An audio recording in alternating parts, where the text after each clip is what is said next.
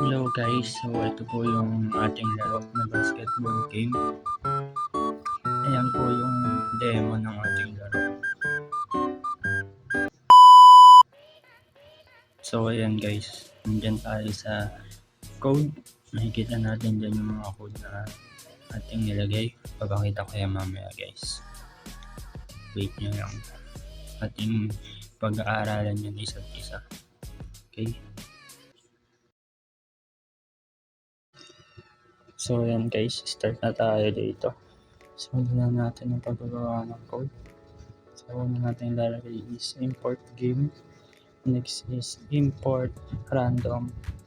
And next is import sys or SYS. Next is yung game initialization. So yan, lagay natin siya dyan. Yung spelling mo.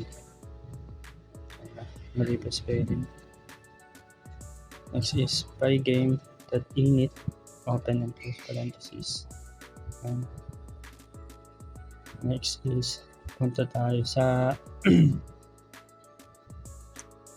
wait lang ang tagal. Yan, screen display. Yan, nalagay natin screen width. Diyan manggagaling yung size ng screen natin. Yan natin is 800. Sunod is screen height.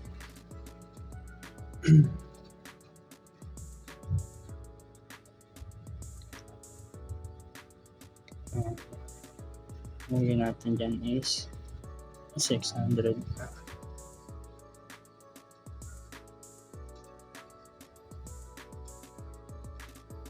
Next naman is lalagyan natin yung colors. Unahin natin syempre yung white.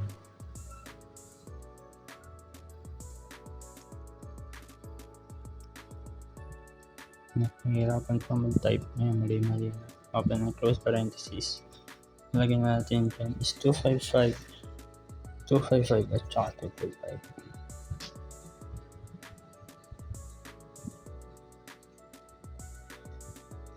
Next is lagyan natin naman na yung block. Lagyan lang natin siyang 0, 0. 0. Next is red naman. Open and close parentheses ulit. 255, 0, and 0. Next naman is orange. Open and close parentheses ulit. 255, 165, and 0. Next naman punta tayo sa display setup. Ayan, nalagay natin yung screen. Then call natin si pygame display set underscore set mode. Yan. And close parentheses, call natin si screen width. You can see screen height.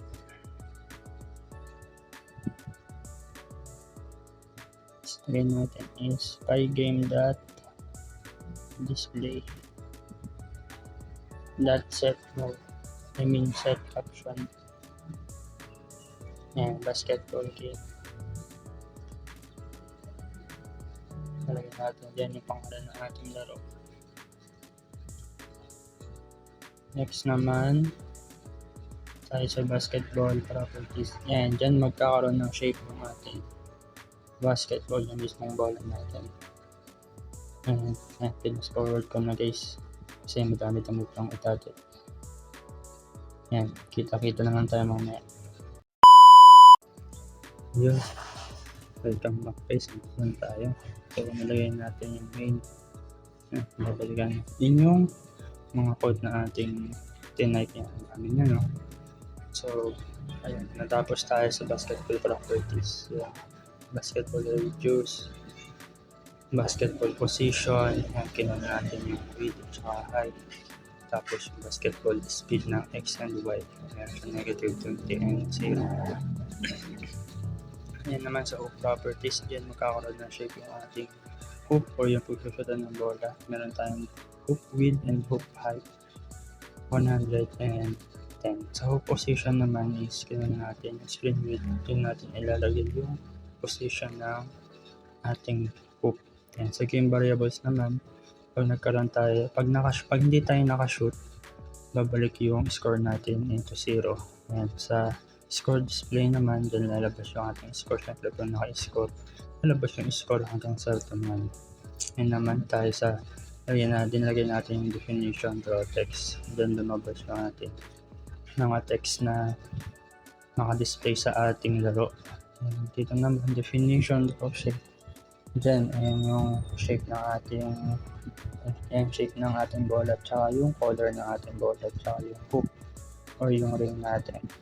Kasi definition, name, and basketball position, hoop position, shooting, and then lahat ng ating nilagay yung basketball hoop, shooting, score, and yung speed.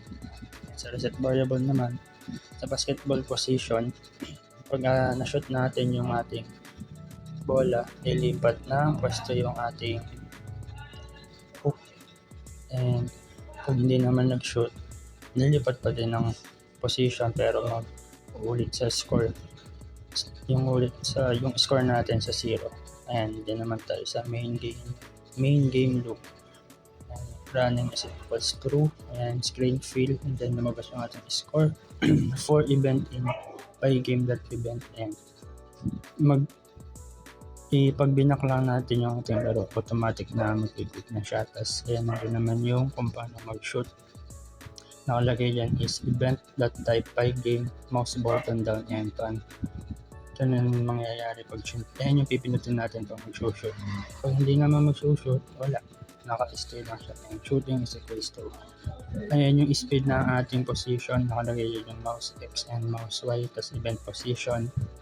Tapos basketball speed ng X tsaka speed Y. Yan naman sa calculate trajectory, and pag kung paano mag-shoot ng bola, meron siyang up lang yung kanyang pag pinindot mo siya, automatic mag-aano siya sa mag-shoot siya sa bola, depende kung mag-shoot ako.